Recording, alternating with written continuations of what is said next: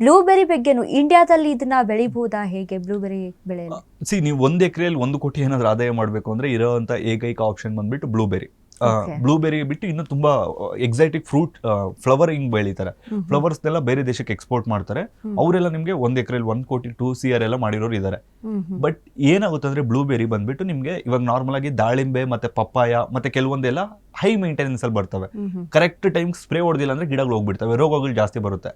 ಅದನ್ನ ನಾವು ಹಾಸ್ಪಿಟಾಲಿಟಿ ಅಲ್ಲಿ ನೋಡ್ಕೋಬೇಕಾಗುತ್ತೆ. ಈ ಬ್ಲೂಬೆರಿ ಹೆಂಗಂದ್ರೆ ICUದಲ್ಲಿ ಇಟ್ಟು ನೋಡ್ಕೋಬೇಕು. ICUದಲ್ಲಿ ಅಂದ್ರೆ ಅದಕ್ಕೆ ನೀರನ್ನ ನೀವು ಡೈರೆಕ್ಟ್ ಆಗಿ ಕೊಡಕ್ಕಾಗಲ್ಲ, pH ಲೆವೆಲ್ ಮೇಂಟೈನ್ ಮಾಡಿ ನೀರು ಕೊಡಬೇಕು.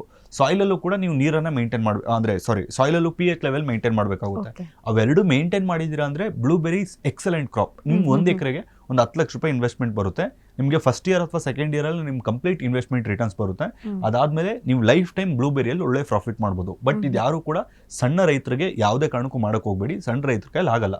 ಸೊ ನೀವು ನಾರ್ತ್ ಇಂಡಿಯಾದಲ್ಲೆಲ್ಲ ನೋಡ್ಕೊಂಡ್ರೆ ಮತ್ತೆ ನಮ್ಮ ಕರ್ನಾಟಕದಲ್ಲೂ ಸ್ಟಾರ್ಟ್ ಮಾಡಿದ್ದಾರೆ, ತುಂಬಾ ಲಾರ್ಜ್ ಸ್ಕೇಲ್ ಅಲ್ಲಿ ಸ್ಟಾರ್ಟ್ ಮಾಡಿದ್ದಾರೆ. ಅವರೆಲ್ಲ 10 ಎಕರೆ 20 ಎಕರೆ ಎಲ್ಲ ಪಾಲಿ ಹೌಸ್ ಅಲ್ಲಿ ಬ್ಲೂಬೆರಿನ ಬೆಳೀತಾರೆ, ಓಪನ್ ಸ್ಪೇಸ್ ಅಲ್ಲಿ ಬ್ಲೂಬೆರಿನ ಬೆಳೀತಾರೆ. ಬಟ್ ಏನಂದ್ರೆ ಮೈನ್ ಥಿಂಗ್ ಇನ್ವೆಸ್ಟ್ಮೆಂಟ್ ಜಾಸ್ತಿ, ರಿಸ್ಕು ಜಾಸ್ತಿ, ರಿಟರ್ನ್ಸು ಜಾಸ್ತಿ ಆ ತರ ಬ್ಲೂಬೆರಿ. ಬಟ್ ಬೆಳಿಬೋದು, ಆರಾಮಾಗಿ ಬೆಳಿಬೋದು. pH ಲೆವೆಲ್ ಮೇಂಟೈನ್ ಮಾಡಿ ಸ್ವಲ್ಪ ಜಾಸ್ತಿ ರಿಸ್ಕ್. ದಾಳಿಂಬೆನೇ ರಿಸ್ಕ್ ಅಂದ್ರೆ ಇದು ಇನ್ನು ಸ್ವಲ್ಪ ಜಾಸ್ತಿ ರಿಸ್ಕ್. ಅದೇ ಈಗ 1 ಎಕರೆಲಿ 1 ಕೋಟಿ ಮಾಡ್ಬೇಕು ಅಂತ ಅಂದ್ರೆ ರಿಸ್ಕ್ ತಗೋಬೇಕು. ಬಟ್ ಚಿಕ್ಕ ಪುಟ್ಟ ರೈತರು ಸ್ವಲ್ಪ ಇಲ್ಲ, ಅದ್ರ ತಂಟೆಗೆ ಹೋಗ್ಲೇಬಾರ್ದು. ಸಣ್ಣ ಪುಟ್ಟ ರೈತರು ಏನ್ ಮಾಡ್ಬೇಕಂದ್ರೆ ತೆಂಗು ಹಾಕೊಳ್ಳಿ, ನೆಮ್ಮದಿಯಾಗಿರ್ತೀರಾ, ಟೆನ್ಷನ್ ಇರಲ್ಲ. ಡೈಲಿ ನೀರು ಅಥವಾ pH ಲೆವೆಲ್ ಏನಿದೆ ಅದು ಇದು ಅಂತ ಏನಿರಲ್ಲ. ತೆಂಗು ಹೆಂಗಿದ್ರು ಕೂಡ ಬ್ಯಾಲೆನ್ಸ್ ಆಗುತ್ತೆ. ಓಕೆ, ಅದೇ ಈಗ ನಾನು ಕೇಳ್ಪಟ್ಟಿದೆ, ಈಗ ಯಾವುದೇ ಒಂದು ಕೃಷಿ ಮಾಡ್ಬೇಕು, ಹೊಸದಾಗಿ ಟ್ರೈ ಮಾಡಬೇಕು ಅಂದ್ರೆ ಮೊದಲು ಆ ಕೃಷಿ ಭೂಮಿಗೆ ಅದು ಸೆಟ್ ಆಗುತ್ತಾ ಅಂತ ಚೆಕ್ ಮಾಡಿಸ್ಬೇಕಾಗುತ್ತೆ ಅಂತ. ಸೊ ಸಾಯಿಲ್ ಟೆಸ್ಟಿಂಗ್ ಅಂತ ಕರಿತೀವಿ. ಸಾಯಿಲ್ ಟೆಸ್ಟಿಂಗ್ ಅಲ್ಲಿ ನಿಮ್ಗೆ ಹತ್ರದಲ್ಲಿ ಕೃಷಿ ಸಂಪರ್ಕ ಕೇಂದ್ರಕ್ಕೆ ಹೋದ್ರು ಅಥವಾ ತಾಲೂಕಿಗೆ ಹೋಗ್ಲಿಕ್ಕೆ ಕೆಲವೊಂದು ಟೆಸ್ಟ್ ಲ್ಯಾಬ್ ಇರುತ್ತೆ. ಅಲ್ಲಿ ಹೋಗ್ಬಿಟ್ಟು ನೀವು ಸಾಯಿಲ್ ಟೆಸ್ಟಿಂಗ್ ಮಾಡಿಸ್ಕೊಂಡ್ಬಂದ್ರೆ ಅದರಲ್ಲಿ pH ಲೆವೆಲ್ ಎಷ್ಟಿದೆ ಮತ್ತೆ ಏನೇನು ಇದೆಲ್ಲ ನೋಡ್ಬಿಟ್ಟು ಅವ್ರು ರೆಕಮೆಂಡ್ ಮಾಡ್ತಾರೆ ಕೆಲವು ಕ್ರಾಪ್ಸ್.